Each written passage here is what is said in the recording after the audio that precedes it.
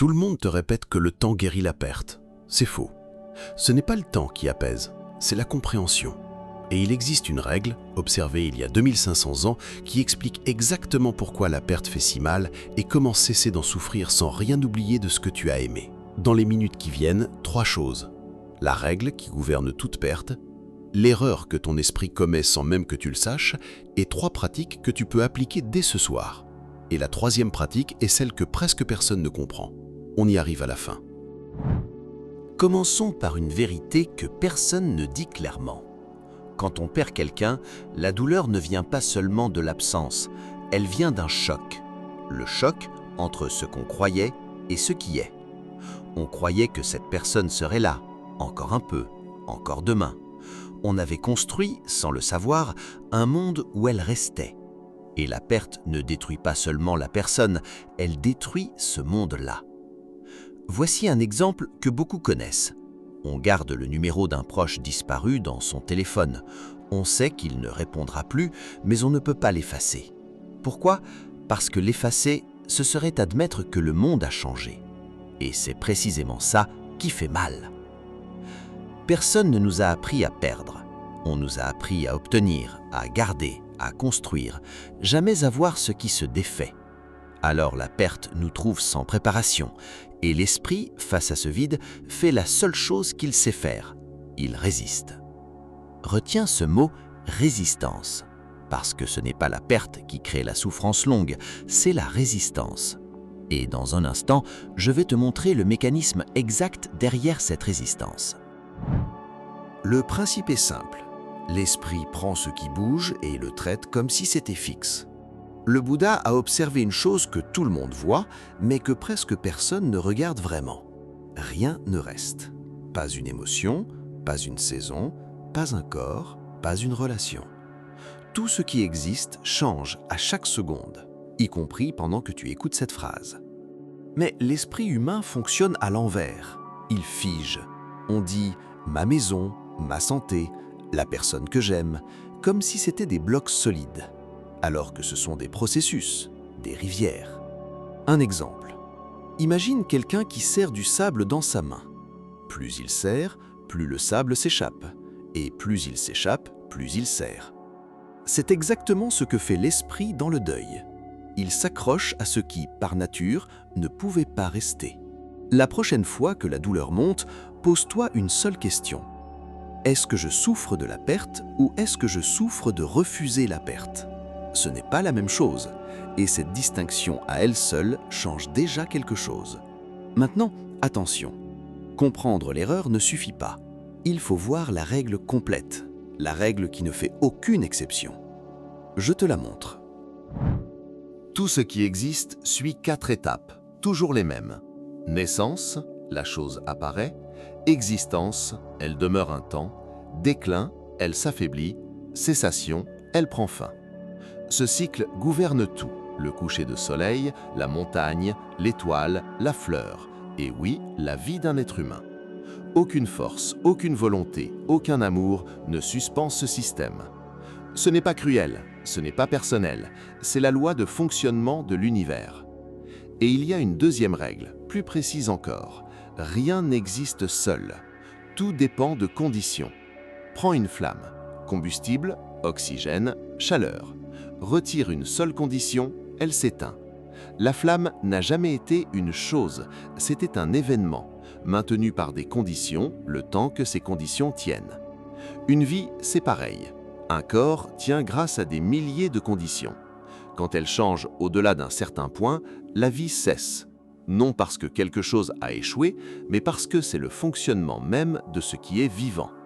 Voir ça, ce n'est pas devenir froid, c'est arrêter de se battre contre une réalité qui n'a jamais été négociable. Et là, une objection arrive souvent. Si tout disparaît, alors aimer ne sert à rien. C'est l'erreur exacte que le Bouddha a corrigée il y a 25 siècles avec une femme détruite par le deuil. Son histoire est la plus importante de cette vidéo. Une jeune femme s'appelait Kissa Gotami. Elle perdit son fils en bas âge. Folle de douleur, elle refusa la réalité. Elle porta l'enfant mort dans ses bras, de maison en maison, en suppliant qu'on lui donne un remède pour le ramener à la vie. On finit par l'envoyer vers le Bouddha. Elle le supplia de sauver son enfant. Et le Bouddha accepta, à une condition. Il lui demanda de rapporter une simple graine de moutarde, mais une graine prise dans une maison où personne n'était jamais mort. Elle partit, pleine d'espoir. Elle frappa à la première porte. On avait une graine de moutarde, bien sûr, mais quelqu'un y était mort. Un père. Elle frappa à la suivante. Même réponse. Un fils, une épouse, un ami. Maison après maison, la graine existait toujours, mais la maison sans mort, jamais.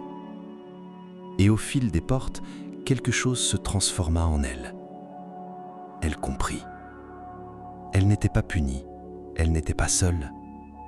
La perte n'était pas une injustice tombée sur elle en particulier, c'était la condition de tout ce qui vit, partout, pour tous. Elle déposa enfin son enfant, non pas dans l'indifférence, dans la paix. Elle avait cessé de se battre contre la réalité et elle était devenue, dit-on, l'une des plus sereines. Voilà la découverte. Comprendre que ta perte te relie à chaque être humain qui a jamais vécu, au lieu de t'en séparer. Et cette compréhension ouvre une porte, une seule. Elle ne s'appelle pas oublier. Je te montre laquelle maintenant. Lâcher prise ne veut pas dire arrêter d'aimer. Ça ne veut pas dire oublier, ni effacer, ni passer à autre chose. C'est un contresens, et il fait souffrir des gens inutilement. Le principe, lâcher prise, c'est cesser de lutter contre le mouvement de la réalité. C'est une décision, pas une émotion qui arrive seule, mais une orientation que tu choisis. Tu décides de ne plus exiger que le passé revienne. Tu ouvres la main qui serrait le sable. Et au moment où ta main s'ouvre, la douleur ne disparaît pas, mais elle cesse de s'amplifier. Il y a une vérité de plus profonde. Ce que cette personne t'a transmis, ce qu'elle t'a appris, donné, laissé en toi, continue d'agir. Tu en es en partie le résultat vivant. Ça, aucune impermanence ne l'efface. Comme le disait le Bouddha, on ne se baigne jamais deux fois dans la même rivière. La personne que tu as aimée était un flux qui t'a traversé et qui t'a changé pour toujours. Le temps passé avec elle a été réel, personne ne peut te le retirer. Et cette même vérité, rien ne dure, devient alors le contraire d'une malédiction. Elle devient la raison de chérir intensément ce qui est encore là, pendant que c'est encore là. Maintenant, la partie concrète, parce qu'une compréhension sans pratique reste une idée. Voici les 3 appuis. Et le 3e est celui que presque personne ne comprend. Premier appui, le souffle. Assieds-toi. Observe ta respiration. Chaque inspiration apparaît, culmine, puis s'efface. Tu observes l'impermanence en direct, dans ton propre corps. Même ton souffle ne reste pas. Il naît et meurt sans cesse. Jour après jour, cette vérité s'installe dans le corps, pas seulement dans la tête. Deuxième appui, observez l'émotion comme une vague. La prochaine fois que le chagrin monte, ne le combats pas, ne le fuis pas, regarde-le. Il monte, il culmine, il redescend. Aucune émotion, même la plus violente, ne reste indéfiniment. Tu n'es pas la vague, tu es ce qui l'observe. Et voici le 3e, celui que presque personne ne comprend. La contemplation de la fin. Ça surprend parce qu'on croit que penser à la mort rend triste. C'est l'inverse. Te rappeler chaque jour que tout finit oblige à voir ce qui compte vraiment. Tu cesses de gaspiller ta vie sur le trivial. Tu deviens présent. Et tu transformes l'absence en héritage. Chaque jour, nomme une chose que la personne perdue t'a laissée. Une phrase, une habitude, une force. Tu passes du manque à ce qui demeure. Ces 3 appuis ne suppriment pas la douleur. Ils font plus solide. Ils t'apprennent à traverser la perte sans te briser dessus. À aimer sans serrer. À garder sans figer.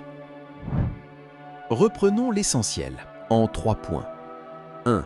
La douleur de la perte vient de la résistance, pas seulement de l'absence. 2. L'impermanence est une règle universelle.